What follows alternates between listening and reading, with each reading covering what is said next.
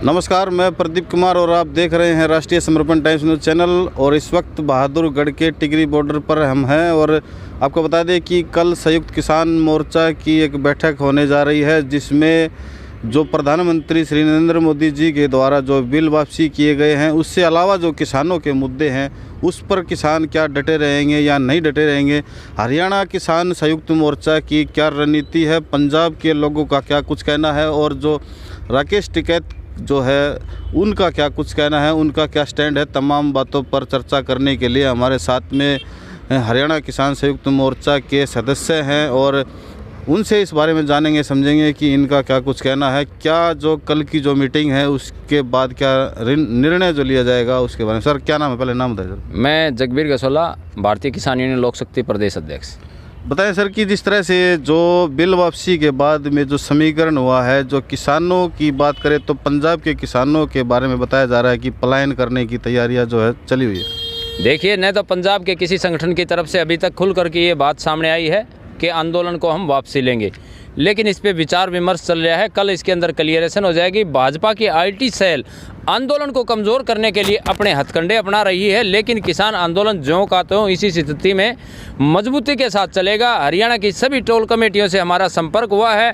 हरियाणा की खाप पंचायतें भी आज इसी फैसले के ऊपर अडिग रुकी हुई हैं कि किसानों का तो एक भी मांग पूरी नहीं हुई। किसान आज खाली हाथ खड़ा है, क्योंकि किसानों की पहली मांग ही 30 वर्षों से करीब 27 प्रदेशों के साथ एक ही मांग थी कि एमएसपी को लागत पर लाभप्रद मूल्य के साथ दाना दाना खरीद गारंटी दी जाए। जब तक हमारी ये मांग पूरी नहीं होती तब तक किसान अगली मांगों के ऊपर, जैसे किसान आंदोलन के दौरान लगे सभी मुकदमे, किस शहीद हुए किसानों को उसका मुआवजा, और इसके साथ हरियाणा के 3 जो हमारे मुद्दे हैं, जो हरियाणा सरकार ने अलग से हमारे ऊपर जो नए कानून बना दिए, जिसमें एक भूमि अधिग्रहण नियम, उसके बाद पंचायती भूमि थी जो हमारी सामलात भूमि, उसको जो अधिग्रहण करके सरकार के कब्जे में ले लिया, और तीसरा संपत्ति रिकवरी एक्ट है जो वो ले लिया। ये तीनों मांगे आज ये इस मुद्दे को हम ज़ोर शोर से पूरे हरियाणा के अंदर उठाएंगे।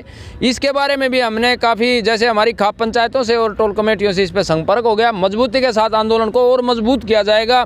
ये जो भ्रांतियाँ फैलाई जा रही हैं कि किसान आंदोलन को अब वापसी लिया जा रहा है, ये सरकार के आदमी हैं, सरकार के चैनल बोल रहे हैं, सरकार की मीडिया सेल बोल रही है, न कि किसी किसान संगठन या हरियाणा के तो एक भी संगठन या खाप के या टोल कमेटी ने अभी तक इस बारे में विचार तक नहीं किया है। जाने की बात तो काफ़ी दूर। सर ये बताएं कि जब आप ये कह रहे हैं कि जाने पर कोई विचार नहीं किया, वहीं दूसरी तरफ राकेश टिकैत से भी कई बार इस बारे में सवाल किया गया है, तो उनका भी कहना है कि हमारे भी कानों में सुनने को आया है कि जो पंजाब के किसान हैं वो जाने की तैयारियां कर रहे हैं। वहीं आप कह रहे हैं कि हरियाणा के जो किसान हैं, हरियाणा संयुक्त किसान मोर्चा है, वो यहीं डटा हुआ है, तो पंजाब के किसान जाने की तैयारी है, तो क्या हरियाणा यहीं डटा रहेगा या फिर उत्तर प्रदेश के जो किसान हैं राकेश टिकैत की अध्यक्षता में जो बॉर्डर पर बैठे हैं उनका क्या रुख है? न तो राकेश टिकैत ने भी आंदोलन वापसी का कोई बयान दिया है, बल्कि राकेश टिकैत की तरफ से बयान आया कि मजबूती के साथ हरियाणा के साथ कंधे से कंधा मिलाकर दिया जाएगा।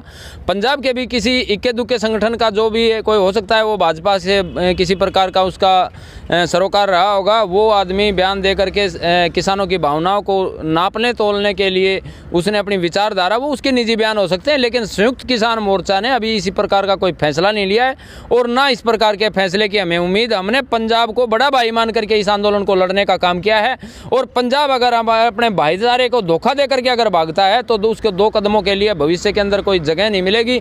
आंदोलन पंजाब से भी वापसी नहीं होगा। अगर कोई संगठन आंदोलन को छोड़कर भागता है तो वो गद्दार कहलाएगा। किसानों का हमेशा जन्म जन्म तक गद्दार कहलाने वाला होगा।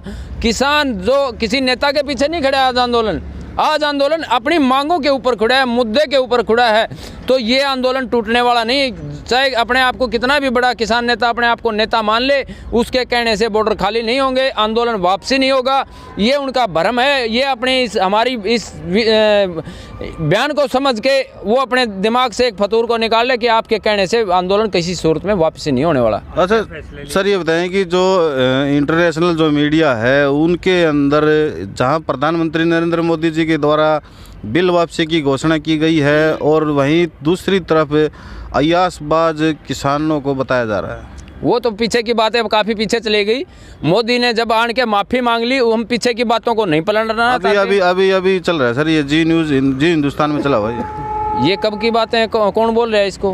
जो मीडिया चैनल है, जो टीवी चैनल वाले हैं, उनके अंदर सरकारी चैनलों से हम सच पूछते हैं तो बल्कि बाकी देश के आम जनता से हमारी अपील है कि ऐसे चैनलों का बहिष्कार किया जाए, ऐसे चैनलों की आप टीआरपी बंद करवाएं, आप इन चैनलों का रिचार्ज बंद करवाएं।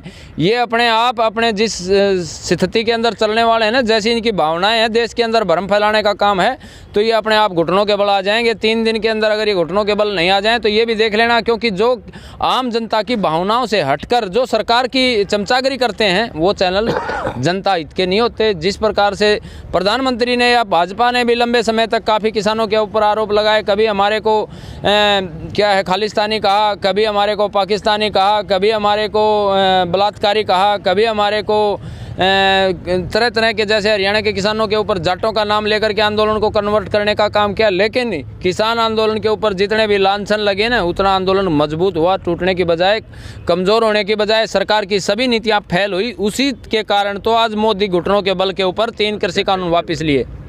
सर ये बताएं कि जिस तरह से जो आज जो बैठक की गई है हरियाणा एसकेएम के द्वारा, उसमें क्या निर्णय लिए गए हैं, अगली क्या रणनीति? सबसे मुख्य बात, एक बात के ऊपर हरियाणा संयुक्त किसान मोर्चा के 17 संगठन जो यहाँ पर आज मीटिंग करी है, उसके अंदर मुख्य एजेंडा यही बनाया गया कि किसान एमएसपी लागत पर लाभप्रद मूल्य के साथ दाना दाना खरीद गारंटी कानून चाहता है, न कि कोई कमेटी। अगर कोई भी सरकार या किसान नेताओं की तरफ से कमेटी बनाई जाती है तो उसके अंदर शामिल होने वाले किसान नेताओं का हम बहिष्कार करेंगे और उसको हरियाणा के अंदर नहीं घुसने देंगे। ये बात आज आम जनता और किसान तक पहुंचाने का काम किया जाएगा कि कमेटियों ने आज़ाद देश के बाद 75 साल में एक भी कमेटी का फैसला नहीं आया, जबकि पिछली बार कांग्रेस सरकार के दौरान भी कमेटी बनाई गई जिसके सेक्रेटरी रहे अपने मुख्यमंत्री भूपेंद्र सिंह हुड्डा। अगर वो कमेटी स्वामीनाथन रिपोर्ट को लागू करवा देती तो आज ये आंदोलन एमएसपी की बजाय और अन्य मुद्दों को, जो बड़े मुद्दे दबे हुए हैं, उनके ऊपर आंदोलन होना था। लेकिन कमेटियां कभी न्याय नहीं देती, आंदोलन के पक्ष में नहीं उतरती, ये सिर्फ एक आंदोलन को ख़त्म करने और उसकी मांग को दबाने का काम करती हैं। सर ये बताएं कि जैसे एमएसपी पर अगर बात की जाए तो एमएसपी की जब कोई कमेटी बनाई गई थी तो उस समय गुजरात के मुख्यमंत्री थे नरेंद्र मोदी जी, तो उन्होंने भी जो अपनी रिपोर्ट सबमिट की, उन्होंने भी कहा कि एमएसपी लागू होनी चाहिए। लेकिन अब जो बीजेपी के नेताओं की जो स्टेटमेंट है वो कहीं ना कहीं कहती है कि भाई ये जो एमएसपी है इससे ज़्यादा देश पर बोझ पड़ेगा, इसको लागू नहीं कर सकते। वो अपने पहले तो एक बार बैकग्राउंड के अपनी उस जो 23 पार्टियों का फैसला है, ये बड़ी देश की जो बड़ी 23 राजनीतिक पार्टियां हैं, उनके हस्ताक्षर हैं सरदार वीएम सिंह के पास। वो एक फैसला लिया गया है कि उसके अंदर एमएसपी किसान को दे करके किसान के हालात के अंदर कुछ सुधार किया जाए।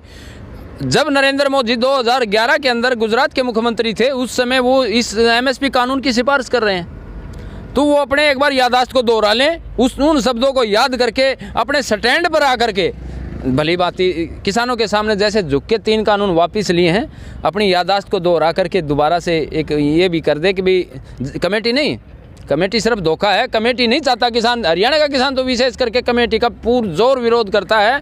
कमेटी की बजाय सीधा जैसे 3 कृषि कानून वापस लिए हैं, उसी के अंदर एक घोषणा करे सामने आके, वो मन की बात में कि पूरे देश के अंदर एमएसपी लागत पर लाभप्रद मूल्य के साथ किसान के दाना दाना खरीद की गारंटी दी जाएगी। तब पता चलेगा कि मुख्यमंत्री 2011 की भी बातें याद है, नहीं तो वो चाय बेचने वाली बात रह गई। उसने चाय बेची ना बेची हमें नहीं पता, लेकिन वो अपनी बातों से स्टैंड ले, स्टैंड से पीछे ना भागे।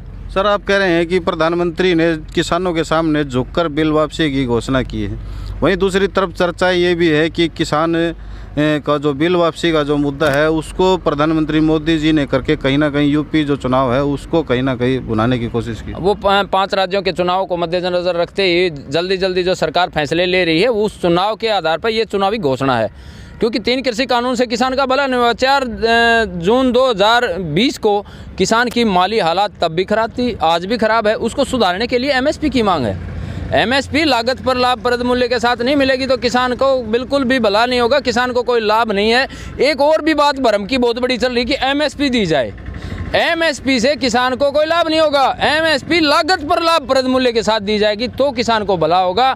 एमएसपी का तो मतलब ये है कि फसल हमारी बाह्य सरकारी, अगर बाह्य सरकारी होगा तो फसल का हमें दाम कहाँ से मिलेगा? लागत पर लाभप्रद मूल्य जो स्वामीनाथन रिपोर्ट बोलती है उसके हिसाब से हमें एमएसपी मिलेगी, तब किसान को लाभ मिलेगा, नहीं अन्यथा कुछ नहीं मिलने वाला। सर ये बताएं, मेरा आखिरी सवाल है आपसे कि अगर पंजाब का जो आपके जो बड़े भाई हैं, पंजाब अगर यहाँ पर नहीं खड़ा होता है पंजाब अगर पलायन करता है तो हरियाणा के साथ में जो यूपी के जो किसान हैं या और अदर स्टेटों के किसान हैं उनका क्या रुख रहेगा और पंजाब के साथ में क्या?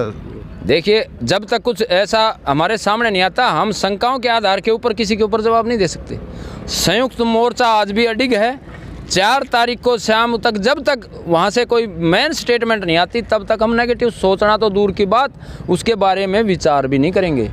जब इसके बारे में कोई फैसला आता है तो हरियाणा इसके लिए मजबूती के साथ खड़ा है और पंजाब भी इस बहम को निकाल दे कि तुम्हारे दम पे आंदोलन है। आंदोलन तो हरियाणा के दम पे चल रहा है, जहाँ से दूध, लस्सी, सीट सब कुछ आ रहा है।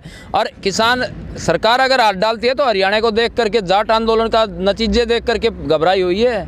हरियाणा रातों रात खड़ा होकर के टिकट के आंसू पहुँच लिए थे।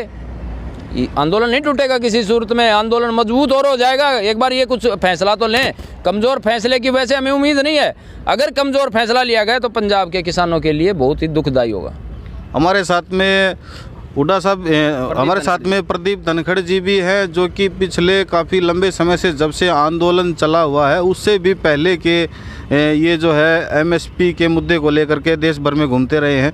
सर, क्या कहना चाहोगे जो पंजाब पलायन कर रहा है? हम तो पहले एक लाइन तो सरकार ने बता दी, जो बार बार न्यू कहे हैं कि भाई ये जो फैसले हैं चुनाव को देख के लिए जा रहे हैं। अब जो जितने ये चैनल वाले दिखा रहे हैं, अब मोदी जी ने बढ़िया किया और जुगेर फलाना, हम तो ये कह रहे हैं कि जो पूरे देश ने देखा कि कृषि मंत्री ने अपने मुंह से ये कहा कि हमारे पास किसान के मौत के आंकड़े भी नहीं हैं। जब किसान के मौत के आंकड़े नहीं हैं सरकार के पास, तो किसान की वोट बीजेपी को जा नहीं सकती। रही दूसरी बात आंदोलन की, आंदोलन अपने वजूद पर खड़ा है किसान। मुद्दे की लड़ाई है, ये चेहरों की लड़ाई नहीं है। अगर जो कमेटी में ये चेहरे फिट करने की कोशिश जो बीजेपी सरकार कर रही है, किसान इसको एक्सेप्ट नहीं करेगा। किसान को एमएसपी कानून गारंटी चाहिए, उसके बगैर कोई कमेटी वैलिड नहीं है और ना किसान एक्सेप्ट करेगा। तो आप देख सकते हैं कि किस तरह से जो है प्रदीप धनखड़ जी का भी कहना है। हमारे साथ में संदीप शास्त्री जी भी हैं, जो कि पिछले काफ़ी जो शुरुआती दौर का जो आंदोलन था उसके समय से ही किसानों के साथ में जुड़े हुए हैं। यहाँ पर मैं एक बात और बता दूं कि यहाँ पर भाईचारा जो आपको दिखाई पड़ रहा होगा, क्योंकि जो संदीप शास्त्री जी है वो एससी कम्युनिटी से है, लेकिन किसानों के साथ में कंधे से कंधा मिलाकर ये अपनी जो है भागीदारी यहाँ पर दिखा रहे हैं। ये बहुत बड़ी बात है और इनसे भी जानेंगे समझेंगे। सर बताएं, जो एमएसपी का मुद्दा है वो कहीं ना कहीं ठंडे अवस्थे में है। और देखिए प्रदीप, मैं सबसे पहले आपको दुरुस्त कर दूं कि किसान जो है वो केवल एक बिरादरी का नहीं है। किसान एक ऐसी बिरादरी है जिसमें सभी का समावेश है, जो धर्मों से, जातियों से परे होकर है। जहाँ तक मुद्दा एमएसपी का है, आज तक इस देश में कमेटियों से कोई भी कानून नहीं बना है। कानून इस देश में बनते हैं, एक संवैधानिक प्रक्रिया है। लोकसभा, राज्यसभा, फिर राष्ट्रपति के हस्ताक्षर होकर के कोई भी जो है कानून बनता है। अब हम आते हैं एमएसपी के ऊपर के। एमएसपी पर लाभप्रद मूल्य देना और उसका कानून बनना, इसकी मांग है। हरियाणा में और पूरे भारत में आंदोलन के दौरान जितने भी मुकदमे हुए हैं वो संपूर्ण मुकदमे एक कलम से खारिज, ये मांग है। तो कुल मिलाकर हम ये जितने शहीद किसान हैं उन किसानों को, जो चाहे वो किसी भी धर्म का हो, किसी भी जाति का हो, उनको सम्मान और आर्थिक सहायता, ये मुद्दे हैं। भूमि अधिग्रहण कानून वो मुद्दा है। अभी तक किसान के वजूद की लड़ाई तो जो है अभी से शुरू हुई है। तीनों कृषि कानून रद्द होने से किसान को फ़ायदा क्या हुआ? 1 साल लंबा आंदोलन। ये तो वो कहावत हो गई कि आज मेरी जेब से किसी ने 100 रुपये चुरा लिए और उसके बाद जो है मैंने उसके यहाँ 1 साल तक आंदोलन किया, उसने मुझे 100 रुपये लौटा दिए। तो इससे तो हम नुकसान में है ना। उसने कौन सा हमारे ऊपर एहसान कर दिया? एहसान की भावना नहीं है ये। उन्होंने जो है अपने कदम को वापस खींचा है, ना कि किसान को कुछ दिया है। किसान की मांगे तो यहाँ से शुरू होती है। जब ये मांगे निकल के आएंगी, तो जैसा कि आज हरियाणा संयुक्त किसान मोर्चे की मीटिंग में भी ये निर्धारित हुआ है, तो इन मांगों को लेकर आंदोलन जारी रहेगा। कोई भाई जाता है तो वो चला जाए, लेकिन आंदोलन बदस्तूर जारी रहेगा। आंदोलन मजबूत होगा, कमज़ोर नहीं होगा।